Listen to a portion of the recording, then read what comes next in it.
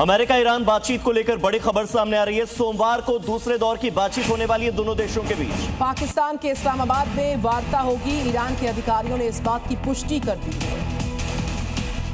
2 हफ्तों तक चले युद्ध की आग को इस्लामाबाद में ठंडा होना तय था और बातचीत होनी तय थी। अब इस्लामाबाद में सोमवार को वार्ता होगी, दूसरे दौर की यह बातचीत होगी और अमेरिका ईरान दोनों ही ये मानकर चल रहे हैं कि उनकी ओर से जो शर्तें रखी गई हैं उन शर्तों को माना जाएगा। बड़ी खबर इस वक्त युद्ध के मैदान से ईरान का हॉर्मुज खोलने का ऐलान। ये बहुत बड़ी खबर है। वाणिज्यिक जहाजों के लिए ये खोला हॉर्मुज। तो यानी कि अब जो तेल के दाम हैं उनमें जो बढ़ोतरी हुई थी उस पर लगाम लगेगी। रूट के नियमों को सख्ती से पालन करना ही होगा, ये ईरान की ओर से कहा गया है। हालांकि जितने भी सैन्य जहाज हैं उनके लिए हॉर्मुज स्ट्रेट अभी भी नहीं खुला है। उन्होंने कहा कि हमारी सेना के साथ तालमेल रखना जरूरी होगा वाणिज्यिक जहाजों का।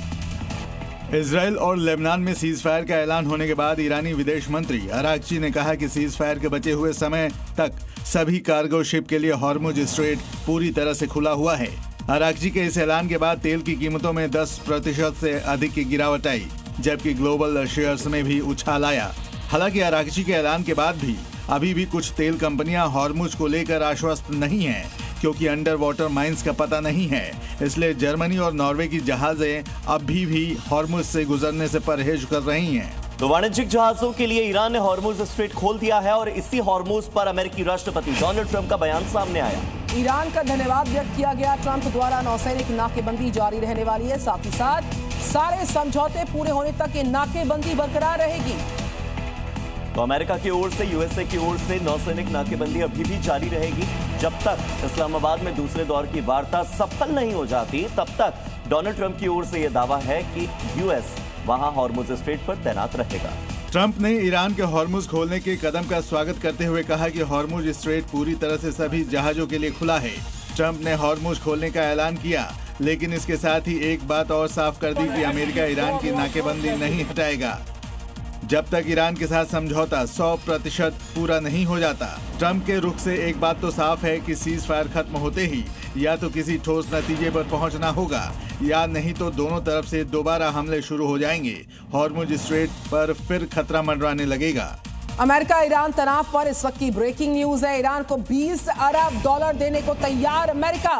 सूत्रों के हवाले से यह खबर है, जब्त ईरानी फंड से $20 अरब जारी करने वाला है अमेरिका। बदले में ईरान को अपने पास जमा एनरिच्ड यूरेनियम यानी कि संवर्धित यूरेनियम का भंडार अमेरिका को सौंपना होगा। किसी भी तरह से पैसे का लेन देन नहीं होगा, ये ट्रंप ने क्लियर किया है। ईरान परमाणु कार्यक्रम को अनिश्चित काल के लिए निलंबित करने पर सहमति बन पाई। ईरान ने ट्रंप के यूरेनियम हस्तांतरण के दावे को खारिज किया है।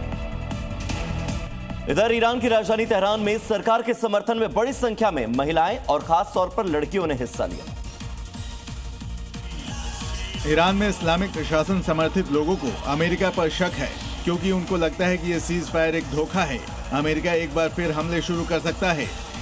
तेहरान में नेशनल गर्ल्स डे के मौके पर रैली का आयोजन किया गया था, जिसका theme devoted doctors of Iran रखा गया था।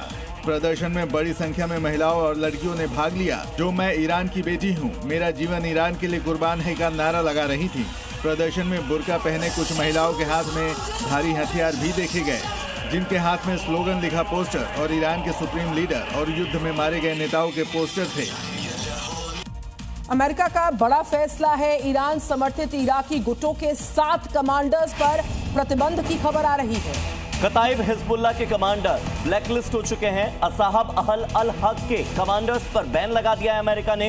अमेरिकी ठिकानों पर हमलों में ये शामिल थे कमांडर, ऐसा दावा अमेरिका का है और इसी आधार पर उन पर बैन लगा दिया गया है। बताया जा रहा है कि मिडिल ईस्ट में तनाव एक बार फिर से बढ़ सकता है। तो लेबनान इजराइल बॉर्डर पर हालात काफी ज्यादा संवेदनशील है। बहुत गंभीर हालात बने हुए हैं।